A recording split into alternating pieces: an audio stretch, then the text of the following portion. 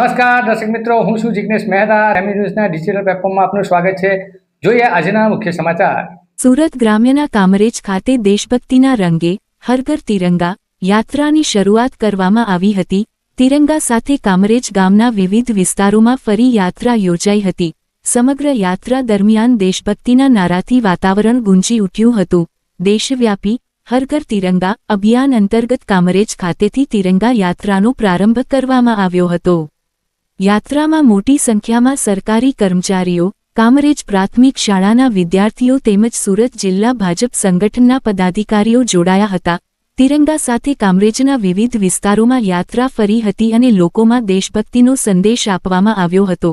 સમગ્ર યાત્રા દરમિયાન ભારત માતા કી જય સહિતના દેશભક્તિના નારાથી વાતાવરણ ગુંજી ઉઠ્યું હતું.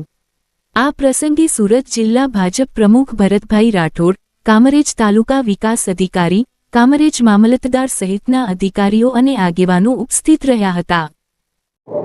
સમગ્ર ભારત દેશમાં ભારતીય જનતા પાર્ટી દ્વારા હર ઘર તિરંગા કાર્યક્રમ અને તિરંગા યાત્રાનું આયોજન આગામી 4 દિવસ સુધી કરવામાં આવી રહ્યું છે. ત્યારે કામરેજ તાલુકામાં પણ કામરેજ ગામની પ્રાથમિક શાળાથી શરૂ કરી અને સમગ્ર કામરેજ ગામની અંદર આજે આ તિરંગા યાત્રાનું આયોજન કર્યું છે.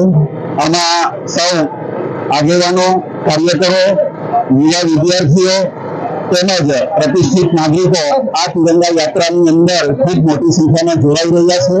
અને આવી તિરંગા યાત્રાઓ સુરત જિલ્લાની અંદર દરેક તાલુકા પંચાયત બેઠક દીઠ આગામી દિવસોમાં સુરત જિલ્લા ભારતીય જનતા પાર્ટી દ્વારા એનું આયોજન કર્યું છે. અને આજે આ કાર્યક્રમ અહીં ખૂબ સારી રીતે અહીં કામરેજ ખાતેથી શરૂઆત થઈ રહી છે. પાછો